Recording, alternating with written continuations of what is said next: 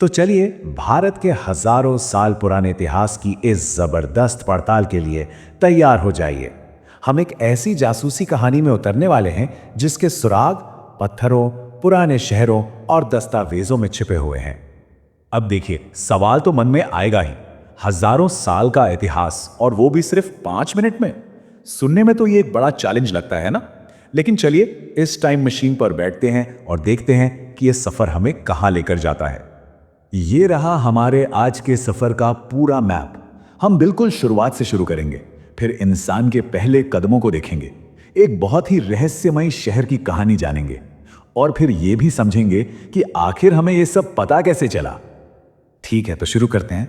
देखिए, इतने लंबे टाइम को समझने के लिए इतिहासकारों ने इसे 3 बड़े हिस्सों में बांट दिया है, बस इसलिए ताकि हम इस विशाल कहानी को आसानी से समझ सके। इसको ना आप ऐसे समझिए, पहला है प्राग ऐतिहासिक काल, मतलब वो जमाना जब कुछ भी लिखा हुआ नहीं मिलता। फिर आता है आद्य ऐतिहासिक काल, जहां लिखावट तो मिली पर हम आज तक उसे पढ़ नहीं पाए हैं, बिल्कुल एक सीक्रेट कोड की तरह। और आखिर में आता है ऐतिहासिक काल, जब से हमें ऐसे लिखित सबूत मिले जिन्हें हम पढ़ भी सकते हैं और समझ भी सकते हैं।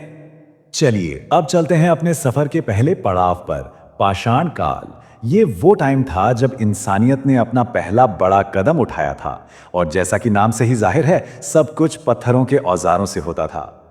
पाषाण काल कोई एक जैसा दौर नहीं था, बल्कि ये तो इंसानियत के लिए लगातार अपग्रेड जैसा था। सोचिए, पूरा पाषाण में आग की खोज ने अंधेरे और ठंड से लड़ना सिखा दिया। फिर मध्य पाषाण में छोटे और नुकीले औजारों ने शिकार को आसान बना दिया।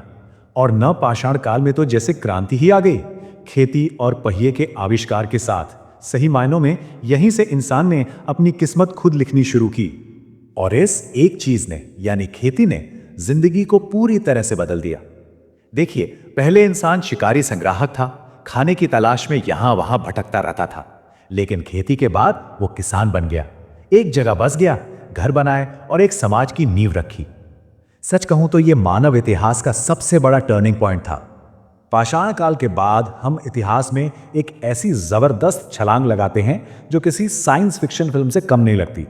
ये कहानी है सिंधु घाटी सभ्यता की, जो आज भी इतिहासकारों के लिए एक बहुत बड़ी पहेली बनी हुई है। इन शहरों की जो खासियतें हैं ना, वो सच में हैरान करने वाली है। सोचकर देखिए, आज से लगभग 5000 साल पहले उनके शहर ग्रिड पैटर्न पर बने थे, बिल्कुल आज के मॉडर्न शहरों की तरह। उनकी नालियों की व्यवस्था तो कमाल की थी और वो पक्की ईंटों का इस्तेमाल करते थे। ये सब दिखाता है कि वो अपने समय से बहुत बहुत ज्यादा आगे थे। इस सभ्यता के 2 सबसे मशहूर शहर थे हड़प्पा और मोहनजोदड़ो।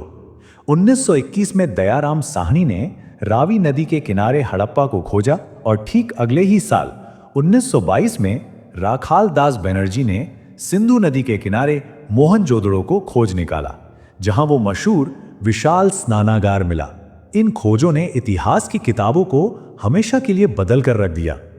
लेकिन यहां एक बहुत बड़ा सवाल खड़ा होता है, अगर ये सभ्यता इतनी इतनी एडवांस थी तो इसका अंत कैसे हुआ? क्या कोई भयानक बाढ़ आई, या किसी ने हमला कर दिया, या फिर मौसम बदलने से सब कुछ खत्म हो गया? इसका पक्का जवाब आज भी इतिहास के पन्नों में कहीं खोया हुआ है। चलिए अब आगे बढ़ते हैं और उस दौर में चलते हैं जहां से अतीत ने खुद बोलना शुरू कर दिया। यह है ऐतिहासिक काल, जहां से हमें ऐसे सबूत मिलने लगते हैं जिन्हें हम पढ़ सकते हैं। इतिहासकार ना किसी जासूस से कम नहीं होते, और ये हैं उनके सबसे बड़े सुराग। पुराने सिक्के हमें राजाओं और व्यापार के बारे में बताते हैं। चट्टानों पर खुदे अभिलेख राजाओं के फरमान होते थे, और जो विदेशी यात्री यहाँ आए उन्होंने जो लिखा उससे हमें उस जमाने के समाज की एक गजब की तस्वीर मिलती है। और ये देखिए, ये सुराग कितने पावरफुल हो सकते हैं। सम्राट अशोक ने अपने एक शिलालेख पर यह संदेश लिखवाया था, जिसका मतलब है कि सभी के साथ अच्छा बर्ताव होना चाहिए। जरा सोचिए, हजारों साल पुराना ये विचार आज भी कितना जरूरी है। तो हमने हजारों सालों का एक लंबा सफर तय किया है।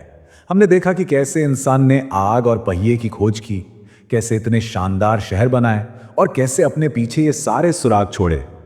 पर सवाल यह है कि ये सब जानना हमारे लिए आज जरूरी क्यों है?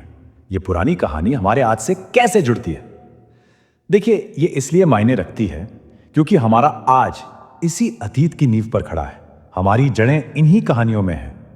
तो सबसे जरूरी बात यही है कि इतिहास सिर्फ राजाओं और लड़ाइयों की लिस्ट नहीं है। ये तो सुरागों से लिखी एक जासूसी कहानी है, एक ऐसी पहेली जिसके टुकड़े हम आज भी जोड़ रहे हैं, और हर नए सुराग के साथ ये कहानी और भी ज्यादा दिलचस्प होती जा रही है।